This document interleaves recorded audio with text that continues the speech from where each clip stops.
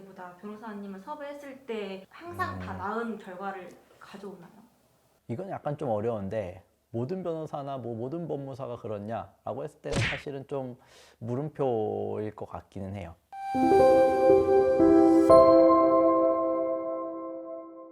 오늘 우리 PD님께서 새로 오셔가지고 개인회생이 좀 궁금한 점이 많으신 것 같아요. 초심자의 입장에서 내가 정말 개인회생을 알아본다 라고 했을 때 어떤 부분들이 좀 제일 궁금하세요? 제가 생각했을 네. 때는 어차피 회생, 파산 이런 게 이미 내가 돈이 없어서 생기는 일인데 네. 가뜩이나 돈이 없는데 변호사를 써야 되는 이유를 잘 모를 거라고 저는 생각이 들거든요. 변호사를 썼을 때 네. 제가 갚아야 될 금액이 얼마나 차이 날 수 있는지 이런 게 조금 궁금해요. 근데 이제 기본적으로 뭐 변호사를 선임을 하거나 법무사를 선임을 하거나 아니면 내가 혼자 하거나 요 차이를 놓고 보면은 어쨌든 개인회생 파산이라는 거는 내가 돈을 갚을 수 없는 상황에 처해서 이 채무들을 감면받기 위한 거잖아요. 근데 돈을 갚을 수가 없으니까 내 빚을 탕감해 주십시오라고 하면 법원이 돈을 빼돌려 놓고 감면만 받으려고 하는 건지, 이 사람이 정말 부득이한 사정이 있어가지고 성실하지만 불운한 채무자로서 돈을 못 갚는지 법원으로서는 알 길이 없잖아요. 그렇기 때문에 굉장히 많은 자료들을 요구를 하고 그 자료들을 정리를 해서 내야 된단 말이에요. 저희 경험상 대부분의 분들이 이 자료들을 혼자 준비해서 정리해서 법원이 원하는 양식대로 제출하기가 사실상 쉽지가 않아요. 그러면 채무자들 입장에서 예를 들어서 내가 1억 원의 채무가 있어요. 근데 8천만 원을 탕감받을 수가 있다 라고 하면 200만 원, 300만 원 정도 내는 변호사 비용을 내고 감면을 받을래?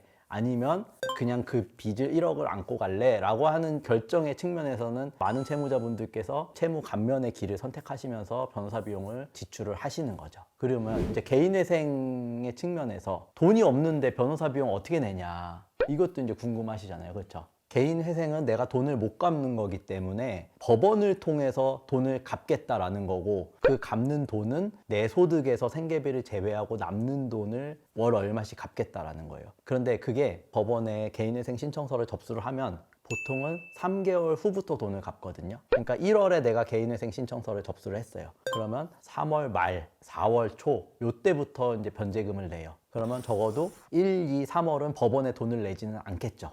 그러니까 이제 그 소득에서 일부씩을 쪼개가지고 변호사 비용이나 법원의 개인회생 신청 비용으로 납부하실 수가 이제 충분히 있는 거고, 그렇기 때문에 이제 대부분의 사무실들이 변호사 비용을 뭐 한 3개월, 4개월 정도로 분납해서 받아요.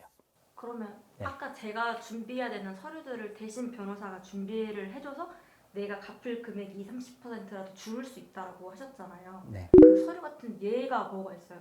그러니까 이제 줄일 수 있는 서류라기보다는 기본적으로 이제 법원에서 요구하는 서류들이 있고, 빌린 돈을 어디다 어떤 명목으로 썼는지를 법원이 계속 확인을 한다라고 했잖아요. 그런 형식에 맞게끔 저희가 서류들을 정리해서 구비하는 거, 일단 이게 1차적인 벽이에요, 채무자분들에게는. 그 다음에 이제 얼마가 감면되느냐, 이제 요 차이는 법원은 채무자와 채권자 사이의 어떤 관계를 조율을 해야 되기 때문에 모두의 이익을 고려해야 되잖아요. 채무자만 일방적으로 채무를 너무 많이 탕감받으면 채권자들은 돈을 그만큼 못 받는 거니까 채권자한테 불이익이 생기는 거고, 반대로 채권자들의 입장만 고려하면은 채무자들은 자기가 갚을 수 있는 한도 이상으로 과도하게 돈을 갚아야 되면은 개인회생이 실패할 가능성이 높겠죠. 중간에 적정 지점을 고려하다 보니까 채무자들에게는 불리하게 결과가 나오는 경우들이 있어요. 예를 들어서 내가 뭐 정당한 용도로 돈을 썼는데 법원이 봤을 때는 이거는 정당하게 쓴 게 아닌 것 같으니까 그래서 이제 그 돈도 변제에 넣어라 라고 하는데 법리적으로 맞지 않는 보정이다 라고 하면 저희가 이제 반박해서 막아드리면 그 돈만큼 변제금이 이제 줄어드는 거겠죠. 그러면 그렇게 사건이 터지기 전에 네. 내 지인한테 1억을 이렇게 줄게, 네. 너 가지고 있고 나는 그 다음 파산 신청을 할 거야. 네. 이렇게 되면 이것도 걸리나요, 나중에? 1억을 내가 은행에서 빌려서 기록을 안 남기기 위해 그냥 내가 현금으로 다 뺐어요. 그래서 적어도 그러면 내가 그 돈을 현금으로 뺀 기록은 남아있겠죠. 그러면 법원을 찾을 거 아니에요. 그 1억 어디 갔어? 제가 저기 돈으로 빼서 다 썼습니다 라고 하면 법원이 그걸 곧이곧대로 믿을까요, 안 믿을까요?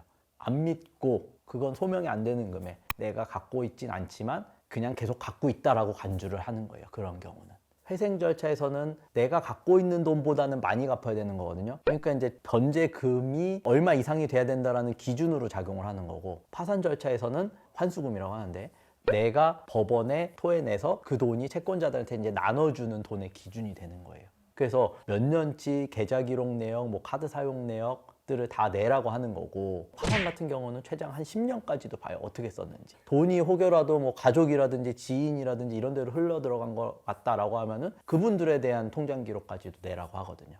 그러니까 이제 그렇게 호락호락하게 어디다가 막 빼돌려 놓고 하기가 현실적으로 쉽지는 않겠죠. 그러면 보편적으로는 혼자 준비했을 때보다 변호사님을 섭외했을 때 내 결국 갚아야 되는 비용이랑 다 따지면 어쨌든 네. 항상 다 나은 결과를 가져오나요? 이건 약간 좀 어려운데, 저희 사무실이라면은 저는 그렇다라고 말씀을 드릴 수 있을 것 같고, 모든 변호사나 뭐 모든 법무사가 그렇냐라고 했을 때는 사실은 좀 물음표일 것 같기는 해요. 그러니까 적어도 일단은 어느 사무실이든 선임한다라는 거는 변제금의 차이를 가져온다라는 측면보다는 준비하는 절차의 번거로움, 복잡함 이런 것들의 이제 편의의 관점, 그것만큼 맞을 것 같고, 두 번째로는 결국에는 법리적으로 뭔가 잘못됐거나 변제금을 낮출 여지가 있는데 그거는 이제 제대로 사무실에서 대응을 해줘야 되는 문제거든요. 근데 적지 않은 사건들, 제가 봤을 때 한 8, 90%의 사건들은 사실은 기계적으로 그냥 진행할 수 있거든요. 소득 입력하고 채무 입력하면 계산해주는 프로그램들이 있기 때문에 그거에 따라서 이제 하면 사실 기계적으로 갈 수가 있어요. 그런 경우라고 한다면은 사실은 이제 뭐 변호사를 선임했기 때문에 변제금이 반드시 유리하게 간다라고 말씀드릴 상황은 아니겠지만, 다만 이제 최악의 경우가 이런 거죠. 비싼 돈 내고 변호사, 법무사 사무실에 맡겼는데 돈만 받고 이제 사건이 제대로 진행 안 되고 기각돼 버리고, 이제 뭐 이런 경우들은 차라리 그냥 혼자 하는 것만 못한 거죠. 그래서 뭐냐 이런 정도 말씀드릴 수 있을 것 같고, 궁금하신 점 있으면 언제든지 또 말씀해 주시면 제가 또 상세하게 안내를 드릴게요. 한 두세 번만 하면 회생파산 전문가가 될 수 있어요.